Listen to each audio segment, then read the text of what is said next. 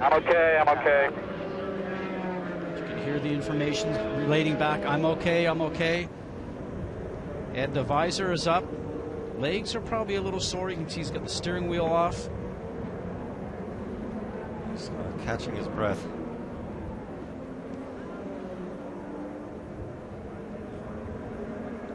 The pictures say a lot. Can you put into words what it feels like to crash here in these moments of aftermath when you're uninjured even? The minute you start to spin or you have an accident, you just lose control of time, and you never actually know if you're okay until you've been sitting there a while, because these crashes are so violent. I had an accident once in turn one. It took me a good 15 seconds to get control of my surroundings.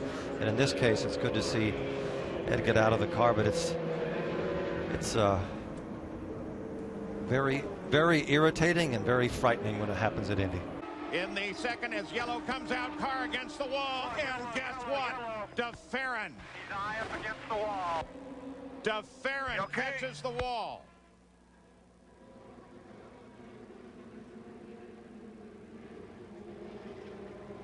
Team was waiting for a response, Paul. Engine still driving that wheel. Yep. That means he was not, in my estimations, turning off the ignition. This is a pretty critical position until that has it shut off. He hasn't shut it down. You can see the wheel turning right there. His throttle is stuck. Throttle probably is stuck open. He needs to be able to actually turn the ignition off to cut the engine to shut the power off. We're waiting for some movement from Gilles. There you saw one of the crew members turn the ignition switch off. The pictures say a lot. Can you put into words what it feels like? And Gilles DeFerrin did a perfect job. Whoa! Dan Weldon takes Sam Hornish all the way down toward the graph. That won't be something that Brian Beinhardt. Whoa! And Weldon upside down.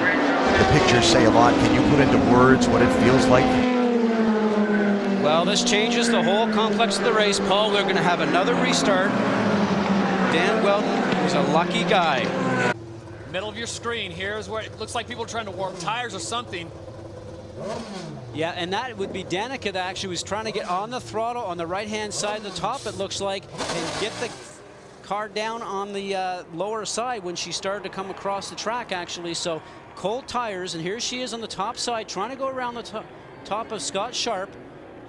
Gets on the gas, starts just to try to avoid him, and probably just starts to clip him with her nose. There you can see another shot of it. She's on the high side. There you go. It wiggles because she's on the power, the cold tires, turns around, wow, and starts to take out about 3 or 4 cars, guys. That's just creating a lot of accident debris there in that situation. Here we go along with Thomas Schechter. Let's see what we can see on this one. There's Danica making her move on the right. You can see that she's wiggling already. And Thomas, boy, is he getting lucky on that? Well, maybe not so. There we go. Another strong car out of the race. And here we are with Danica. Listen here as she gets on the power.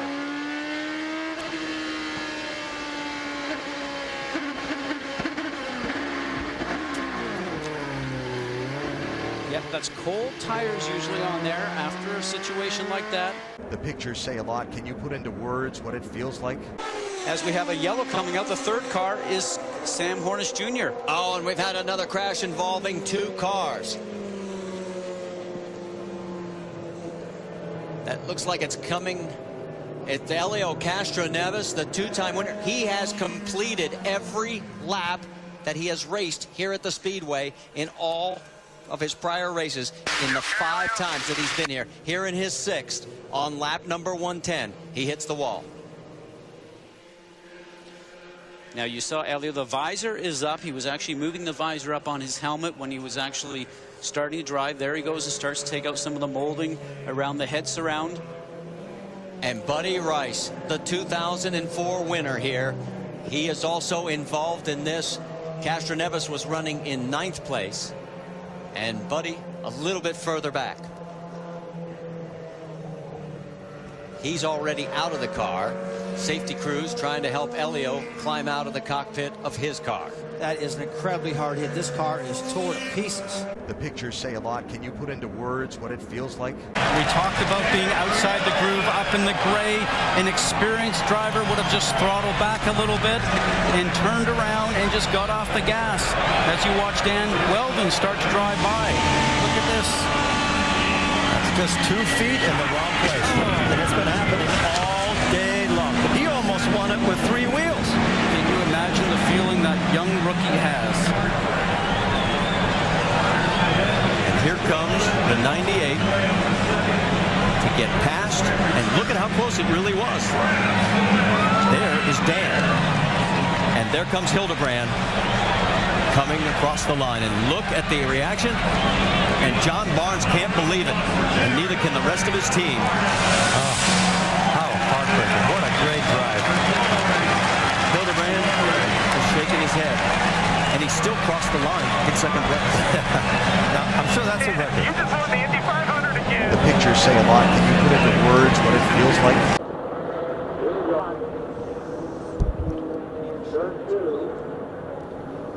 Top of the screen there. Top right. When he comes into view, he's completely crossed up. Back into the car is running his way here. He's a long right. 10. Nose into the wall. 9. Look at everybody after him take to that safety apron that's paved over there. Caught that wall just past the end of the safer barrier, too. And he's lucky all the cars be grass. Inches away from replay. It just snapped on him. Just right in the middle of the corner, just snapped on him. Right along on board, I thought I heard him say over the radio that he felt like something broke.